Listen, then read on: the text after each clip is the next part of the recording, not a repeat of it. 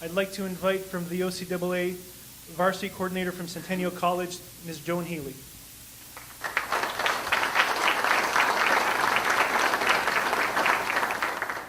My name is Joan Healy, and I'm the varsity coordinator at Centennial College. Steve McLaughlin, former athletic manager at Centennial College, nominated Ivan Chuck Gullickson into the CCAA Hall of Fame class of 2015, and here we are. It is with great pride and pleasure that I am introducing Chuck to you tonight. Hope that is okay, Chuck, as you were on sabbatical when I was hired at Centennial 32 years ago. So you had no say in that matter, but you do now. What do you think? Okay? Okay, then we'll continue. Chuck was a great statesman for Centennial College, the OCAA, and the CCAA. He is well respected throughout the OCAA and CCAA athletic family and beyond. He had a great sense of fairness and was able to make the tough decisions, and there were a few at Centennial, the OCAA, and the CCAA over the years. In 1983, 3 CCAA championships were held in the GTA area, Humber, Seneca, and ourselves at Centennial. We hosted the volleyball championships. Chuck was in his element, directing and ensuring that all ran smoothly. He challenged his staff and the Centennial College community to provide the best experience for the athletes, coaches, administrators on the competitive court and off. It was an experience I will never forget, as I was involved on that team.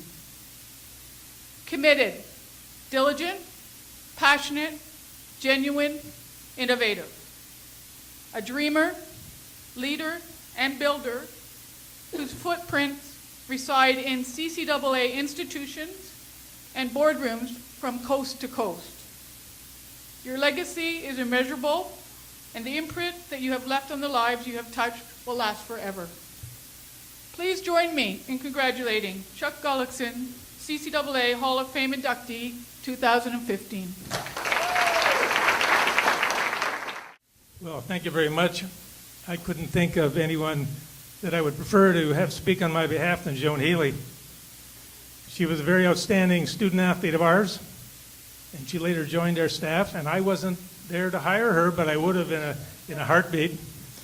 And I can tell you now that she's been at the college longer and has served longer than I did. So that's her tenure. Thank you, Joan.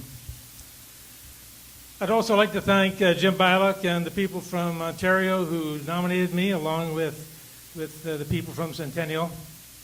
And I certainly enjoyed my years there, and it gave me a great opportunity to not only do things on that. Someone's pad. Is this the one used for the cutting board and putting in the washer? Good. Of course, the college was always very gracious in giving me time away to serve both on an Ontario and national level, and I appreciated that.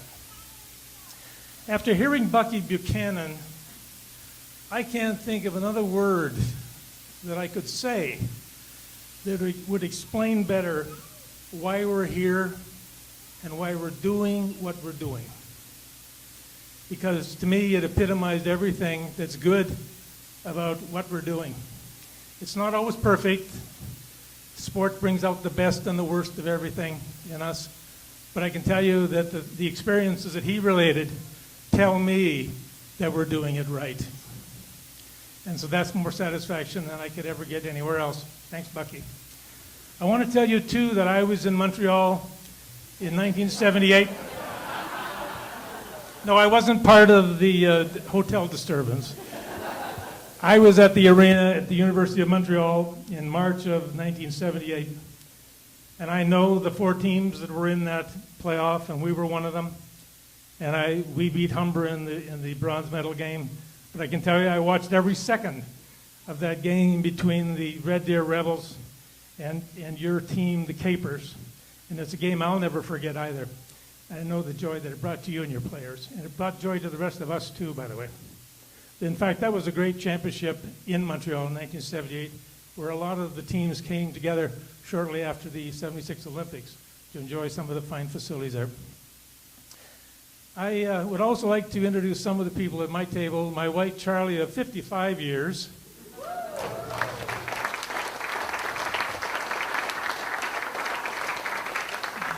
I'm sure Joan would agree that anybody could put up with me for 55 years should get a medal.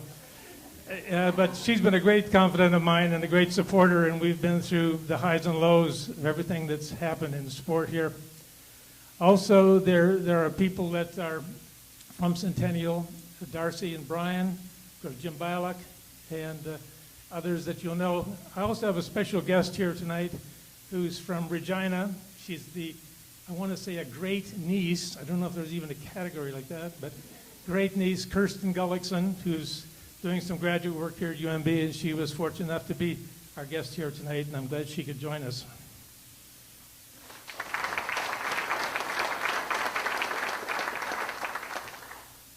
My years with the CCAA are likely some of the most gratifying years and gave me great satisfaction, likely more than anything in my working life. And I really treasure that. One of the things that I think has really helped to define this association is how we handled the down years. We all have been on athletic teams. We know what it's like when we're winning. Everything's going our way, and things couldn't be better. Everybody's up, everybody's good. It's when you're going through the low times, the defeats, the frustration, that's when you develop character, and character exposes itself. And I think it does in an association like ours too. Because I know when I came on board as president in 1994, I met with Sandra in Ottawa, and we literally spent days trying to find ways to save money we didn't have, money we weren't going to get from Sport Canada. And I know during those subsequent years, even when we ran a deficit, and we told teams that they weren't going to get the travel subsidies that they'd received before, and sport conveners weren't going to get travel subsidy to championships, there were a lot of sacrifices that were made. But the one thing that really came home to me, the thing that empowered me, the thing that motivated me, was that when we hit those hard times, it would have been easy for member colleges and member conferences to throw in the towel.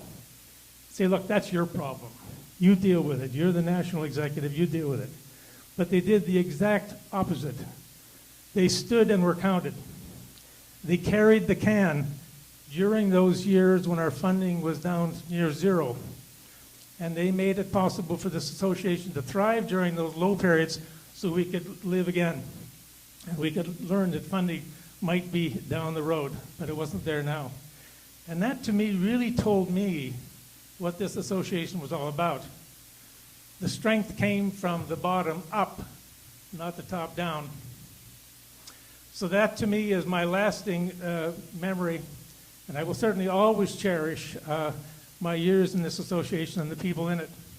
And I thank you so much for this recognition.